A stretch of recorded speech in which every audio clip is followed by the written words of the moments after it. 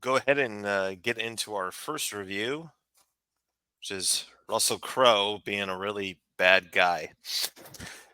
Yeah, so this is a movie I hadn't heard of before that just arrived. I believe it just arrived on Netflix. I think it did, yeah, like in the last couple of weeks. Yeah. No. So this movie has a couple of interesting distinctions. It is one of the first wide releases that came out in 2020 in the midst of the various movie theater closures. Yeah, yeah, and kind of makes sense that they would release this one because I don't think they spent very much money on it. Relatively inexpensive. I mean, Yeah. I'm going to guess that most of their budget was Crow himself. Yes, and the various meals he was probably having to eat to keep that physique going. All right, wouldn't it be cheaper just to, give me a fat suit? Yeah. No, we rented this diner. You're going to have another stack of flapjacks. Oh. Ooh. Yeah. I was thinking that the whole time I was watching it because I said, wait, is Russell Crowe have is he that usually that heavy? I think he has gotten that heavy in the last 5 to 10 years. Yeah, the gladiator days are long behind him. Yes, indeed. Yeah. Uh, but so I would say that I found this one fairly entertaining. Yeah. We were talking before the show. The plot is basically it's a lifetime made for TV movie with a slightly bigger budget and a big name star attached to it. Yeah. Which, mind you, that big star is the reason anybody would consider watching this, True. just just Yeah. on its own merits. So Yeah. money well spent, I guess. Yeah. Yeah. And yeah, it's a pretty straightforward movie. There's not a whole lot of surprises. You're not going to get any Ryan Johnson subverting expectations here. No, what's kind of funny is that I've encountered this a couple times in the last few weeks, though I forget what other movie I was kind of half critiquing for this. Yeah. This movie definitely believes in setup and payoff, but they're like pretty blatant. Yeah. Yeah. And hey, Arco Sloth, good to see you as Hey, always. man. Yeah. So, Um, so basic premise of this movie is you have an unhinged man who you don't really find out much about him. In fact, on IMDb, Russell Crowe's character is just called Man, Man. Yeah. which I think is meant to emphasize the fact that anybody could end up like this. Um, Yes. Yeah. uh, and the opening scene is him. I forget. Does he pop the pills or does he not pop the pills? Oh, I can't remember. I, I think he did. yeah, yeah. So yeah, it's late at night. He's sitting out front of a house, and he looks like he's trying to rev himself up for something. And he proceeds to pop some pills, go inside, like break into a house with an axe, Hammer. hammer, and proceeds to murder two people and then burn the house down. Yeah. That's how our movie starts. Yes. Yeah. And then we have a nice little opening credit scene with a montage of like newsreel footage about how the world's just going to hell. Right. Uh, Which is funny that this came out in 2020 because it kind of predicted the summer of love. yes. But Uh, uh, and yeah. I can kind of tell where they were saving some money on this movie, or more where they're trying to pad it out a bit, because this thing is just about exactly 90 minutes, as memory serves. Yeah. I think dead at 90 minutes. Yeah. Yeah. And It definitely felt that way. Yeah. they hit it in part by having this long ass scene at the start of the stock footage and kind of very repetitive news reports about how people are becoming unhinged and we're all so atomized and the right moment of stress can push someone over the edge, and then things get violent, yada yada yada. Yes, yeah. And then we meet Rachel, who Uh, is a No last name in the script, apparently. Nobody has a last name yeah, of the yeah. main cast. Yeah, and she's a young mother who's going through a divorce, and she's she's kind of having she's very Disordered? Would that be a disordered. good word Yeah, for it? yes, disordered. Yeah, disorderly, disorganized. She oversleeps, which causes her son to be late for school. And I now I is she is she staying at her brother's house, or is that her house and her brother's staying with her? That's her house, and her layabout useless brother is staying with her and his Okay, girlfriend. okay, that's all right. Um, yeah, and so on their drive to on her drive to take her son to school, uh, she has an encounter with Russell Crowe. He's just kind of sitting at a green light. She honks her horn at him, which He's right. He's just zoned out because you you know, get the impression he didn't sleep a wink after the night before.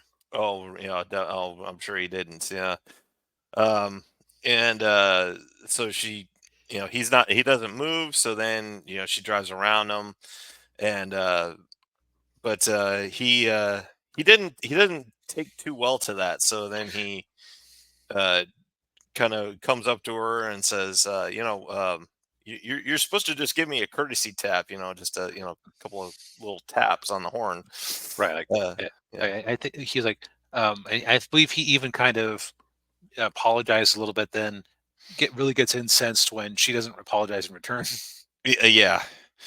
Yeah. And that's when, the proverbial excrement hits the fan and he just decides to make her life a living hell. It's like, yeah, yeah, because you get the impression that the person, like, well, you know, that the person, one of the people he murdered was his ex-wife. Yeah. You get the impression the other one is her new husband slash boyfriend. Yes. Yeah. Um, and he's almost kind of a caricature of a certain type of embittered divorcee. Yeah, yeah, because the scene we're looking at in the picture here, that's Rachel's friend, and his name escapes me. But he's also her divorce attorney. And once he finds out that he's a divorce attorney, he Uh, does bad things to him. it's like, oh, I bet you bled a lot of good men dry. Yeah, yeah. Definitely the type of guy to like those red pill channels, Yes. Uh, yeah, or even and start one. yeah. Um, but yeah, and of course, the whole reason he's able to figure out everything about her life is because while she's in the gas station filling up her car, he gets into her car and steals her phone, which she didn't have a password on. It's like, Which, yeah, and even even her son calls her out on that, and she says, "Look, I almost had an accident when I had to pull out my phone when someone called me, and I was unlocking it, so no password." And it's like it creates this weird scenario where they end up swapping phones, yeah, and so he's a one man tidal wave of destruction for no real fault against her. Like she's just the one who happened to activate him. right, yeah. Yeah, and that's basically the rest of the movie is just her trying to, trying to get help or trying to get away from him or trying to stop him. Right. It is frustrating because it just seems like every time you think she's got something, something is going to happen, or you think she's got the edge on him, she doesn't. He's like he's like the Energizer Bunny from hell. It's just like Yeah, like no matter what happens to him, he just bounces back. Probably because he's high off his balls on whatever uh, brain pills he's taken. yeah, he was. I actually paused it to look at the label because they do show the label, and I Mhm. paused it. It was hydrocodone, which is a Okay. yeah, it's a opioid. Yeah, Yeah. So it explains why he was able to stay energetic for so long, able to shrug off some injuries and keep going at full tilt. yeah, yeah, I don't think we necessarily need to go over all the ins and outs. What I'll just say is that yeah, a lot of like again, setup and payoff, but it's very predictable setup and payoff.